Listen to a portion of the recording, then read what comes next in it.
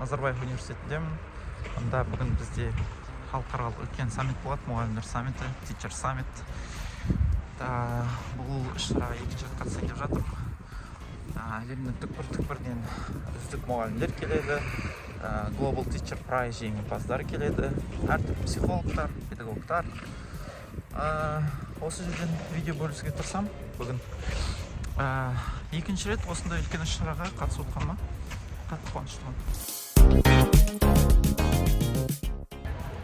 Сонымен мен бүгін өте қызықты презентациялар, өте қызықты ақпараттар, жаңа ақпараттар, әлемдік педагогикада өзгерістер, түрлі жаңа тәжірибелерді алам деп күтемін. Сосын, егер мүмкін болып жатса, сол тәжірибелерімді, сол ақпараттарды өзімнің саламда жұмыс жасап жүрген жерімде қолдануға тырысатын боламын. Менің ойымша, бұл жерде мен өте көп нәрсе ала аламын.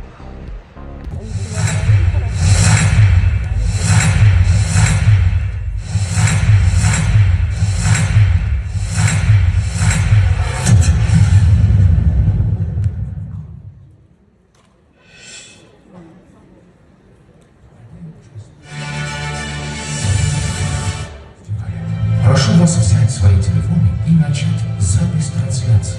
Сейчас будет важное объявление.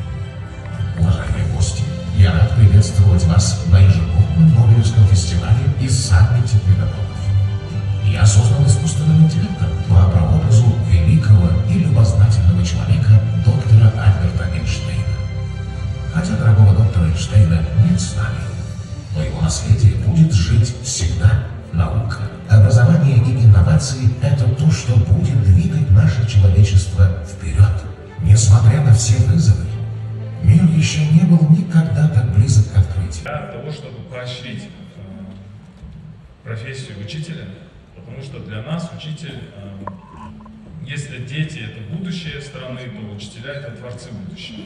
Поэтому мы хотели бы, чтобы каждый из вас делает такую большую работу, мы хотели, чтобы была такая же большая премия в Казахстане, и чтобы наши учителя участвовали на мировой премии Global Teacher Prize. Вас ждет большой захватывающий день, и более того, здесь... Саммиттің басы өткен жылғыдай Альберт Эйнштейннің жасанды интеллектімен және осы Нобель фесттің ұйымдастырушысы Мақсат Күрбеновтің сөзімен басталды. Keisha Torp, you're welcome, please. Good morning! Welcome to Global Knowledge Week. And welcome to Nobel Fest and the Global Education Teacher Summit. Again, I am Keisha Thorpe, the Global Teacher Prize winner 2021. Одан кейін сахна төріне 2021 жылға әлем ұстазы Кейша Торп келді. Кейша Торп өз сөзі барысында бүгінгі күні, бүгінгі әлемде білім алу ол байлықтың немесе тағы басқа нәрселердің көрсеткіші емес, ол барлық адамдардың міндеті екендігін атап өтті. Сахна төрінде Кейша Торп оқушылармен ашық сабақ өткізді. Бұл сабақ барысында ол әртүрлі әдіс-тәсілдерді қолданды.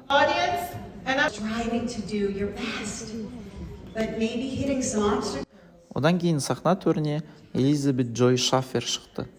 Ол бүгінгі күні әлемде 248 миллион бала мүгедек екендігін айтты. Мүгедектіктің басты себептерінің бірі гаджеттер екендігін атап көрсетті. Я психолог и уже достаточно хорошо прожил еще в советское время. Родился еще в 50-м году, мне 74 года. Психолог Анатолий Некрасов адамдардың психикалық және менталды дамуы туралы өз жұмысымен бөлісті. Кей кезде адамдардың физикалық жасы олардың психо-эмоционалды жасына сәйкес келмейтіндігін көрсетті.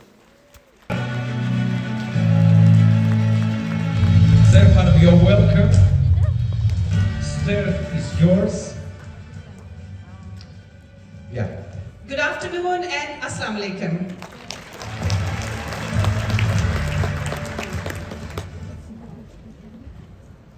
This is one the best events where I am today. Because I have been told that the most of the participants are teachers. Can you please raise your hands so that I can see how many teachers are there? Wow. So I have a big family here. Because all the teachers are my family. Соңғы әлем ұстазы премиясының иегері Зев ханым өзінің 13 жасынан бастап жұмыс жасап жүргендігін және мектепті оның мұғалімі сұрақ қоюға тыйым салғандықтан тастап кеткендігін және де бүгінгі күні білімнің өте қатты маңызды екендігін, білім кедейлікті жоя алатын күш екендігін көрсетті. 30'da beş bekle.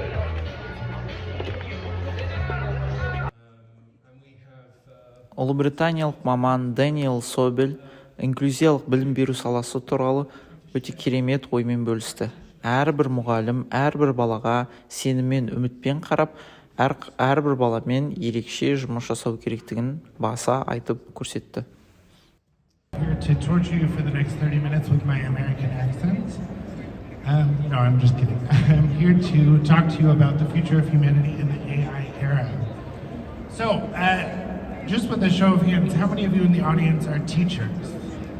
Teachers, raise your hand. Келесі спикер Брэндон Ксапстың мастер-классы өте қызықты өтті. Мастер-класс барысында біз топпен жұмыс жасадық. Жалпы жасанды интеллектті білім саласына енгізу туралы өте қызықты, жақсы ақпараттар ала алдық. Of our students, right? So, I just wanted to ask this question.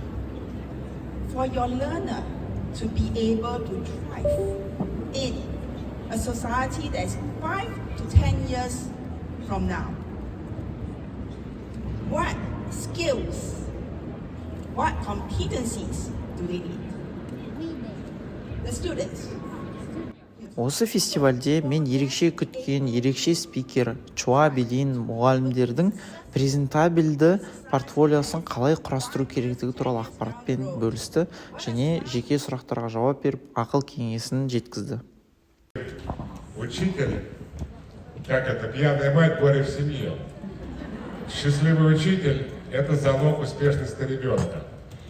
Және мен осы фестивальді атақты психолог Михаил Глобковскийдің лекциясымен аяқтадым. Если ребенок поступает... Сонымен бізде Teacher Summit аяқталып жатыр, кешкі уақыт астанада. Өте жақсы эмоциялар алдық, бірақ өте көп жақсы ақпарат алдық, күшті ақпарат алдық. Жаңа адамдарды көрдік, жаңа спикерлерді көрдім. Принципиально өткен жылы болған спикерлердің сөздеріне барған жоқпын, лекцияларына, тренингтарына, воркшоптарына. Именно биыл жаңадан келген адамдарға бардым. Өте ұнады, күшті эмоциялар. Бірақ та бәрібір өткен жылмен салыстырғанда биылғы Teacher Summit маған ұнамады, жеке өз басыма. Кейін түсіндіріп берем. Қазір асықпай анализ жасап көрем. Маған осы саммитте барлық жаңа спикерлер ұнады. Жаңа айтқанымдай, өткен жылы келген спикерлердің барған жоқпын. Осы жылы жаңадан келген спикерлердің барлығы өте жақсы ұнады. Ақпараттардың барлығы ұнады. Мысалы, жаңағы Элизабет Джой Шафердің айтқан бүгінгі күні 248 миллион мүгедек бала бар екен әлемде. Бұл ойландырарлық статистика. Және одан кейін айтады ғой, жаңағы Собель деген спикер айтқан болатын, ол бір видео көрсетті бізге. Ол жерде бір эксперимент жүргізілген екен. Адамдар мұғалімдерге айтқан екен, міне мына балалар генийлар сыныптың ішінде, мына балаларға ерекше көзқараспен қараңыз деген кезде. Содан бір жыл өткеннен кейін жаңағы оқушылар оқу жетістіктері жоғарырақ, қалған балалардікі төменірек. Демек, мұғалімнің вниманиясы, мұғалімнің көңіл бөлуі өте қатты маңызды. Егер мұғалім бір балаға мына бала гений деп солай көңіл бөліп, оған тапсырмалар беріп, өзінің любимчигі деп айтады ғой, сондай болатын болса, ол бала гений болады екен. Гений болғанда қалай жақсырақ оқиды екен. Дәл солай, демек, бізге әрбір балаға дәл солай көңіл бөлуіміз керек. Бұл маған өте үлкен ой салды. Одан кейін искусственный интеллектке байланысты Брэндон деген деген спикердің айтқаны өте жақсы ұнады. Осы 2030 жыл, 2030 деген жақын 6 жыл қалды. Бізде өте көптеген 85 миллион жұмыс орны жойылып кетеді екен, бірақ оның орнына 90-нан астам миллион жұмыс орны пайда болады екен. Осы жасанды интеллекттің арқасында кейбір мамандықтар жойылып кетеді, кейбір мамандықтар қайтадан жаңадан ашылады. Және осы себептен жасанды интеллектпен біз өте қатты дос болуымыз керек, одан қашпауымыз керек, оны үйренуіміз керек және сонымен жұмыс жасауымыз керек. Және әрине маған ең қатты ұнағаны, әрине ол Чуа Белин. Мен сол үшін бардым, сол кісі үшін, осы спикер үшін. Осы спикердің жалпы шығыс халықтарының жұмыс жасауы, білім саласындағы еңбектері маған өте қатты ұнайды. Олардың қатарында енді міне Чуа Белин енді қосылып жатыр. Ол кісі туралы ақпараттарды енді түсініп оқып, не істеген, қандай іс-әрекеттер жасаған барлығын тыңдап жатырмын. Чуа Белиннің айтқан презентабельді портфолиясы ненің негізі көрсетіп берді, қалай құрастыру керектігін маған өте түсінікті болды және оны қолдану керектігін түсіндім. Оны қолдана білуіміз керек. Әрбір адам өз-өзін қоғам алдында презентовать деп айтады, өз-өзін көрсете алу керек. Сондай заманға біз келдік. Және ең соңында айта кеткім келетіні, соңғы әлем ұстазы премиясының иегері Зеф ханым. Ол кісінің өмір жолы өте қиын екенін түсіндім және Пакистан мемлекетіндегі жалпы әйел адамдардың құқықтарына байланысты қиындықтар өте көп екенін біліп тұрмын. Және ол жердегі ең үлкен адамгершілік деп айтсам болады шығар, ең үлкен әсер еткендігі Зеф ханым бүкіл алған ақшасын барлығын сол жақтағы Пакистандағы кедей отбасылардағы балаларға, оқушылардың барлығына таратып беріпті. Бұл өте әсерлі, өте керемет. Осындай жақсы ұнаған сәттері болды. Ұйымдастырушылыққа байланысты жалпы қазір айтатын боламын. Жалпы осы жаңа ақпараттарды алғаным үшін маған өте қатты ұнады.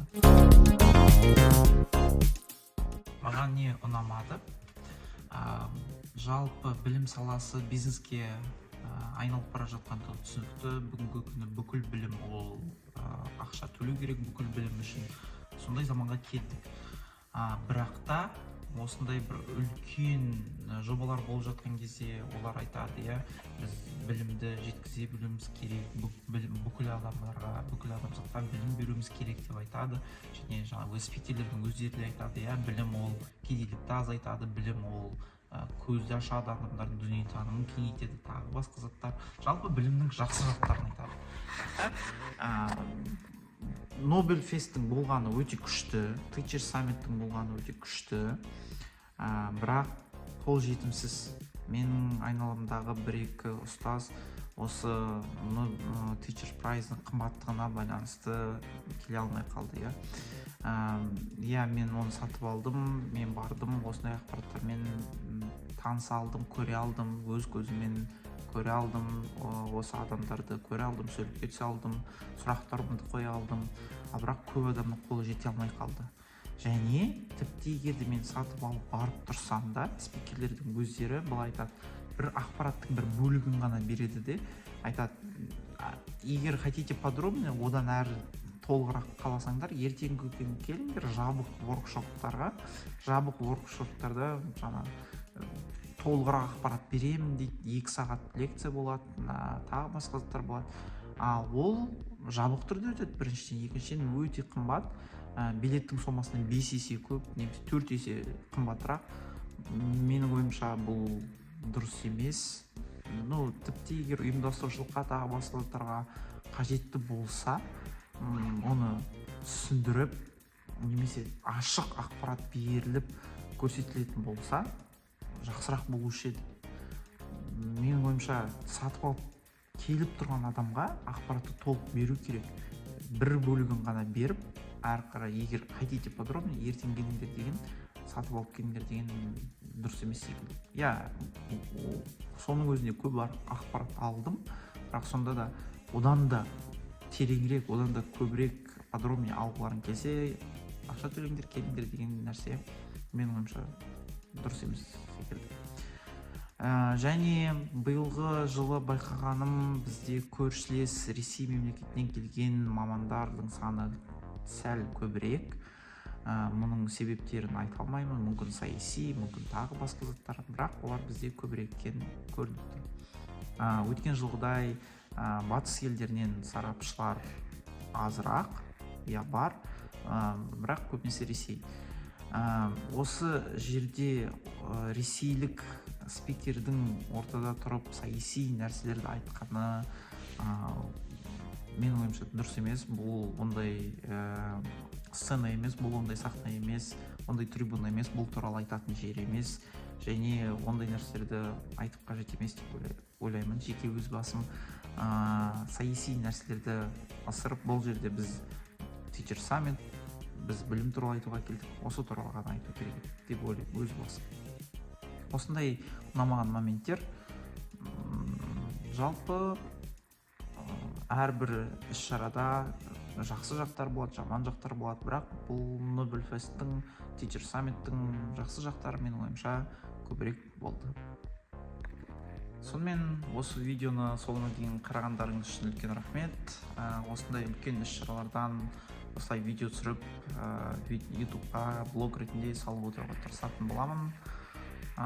Келесі кездескенше рахмет.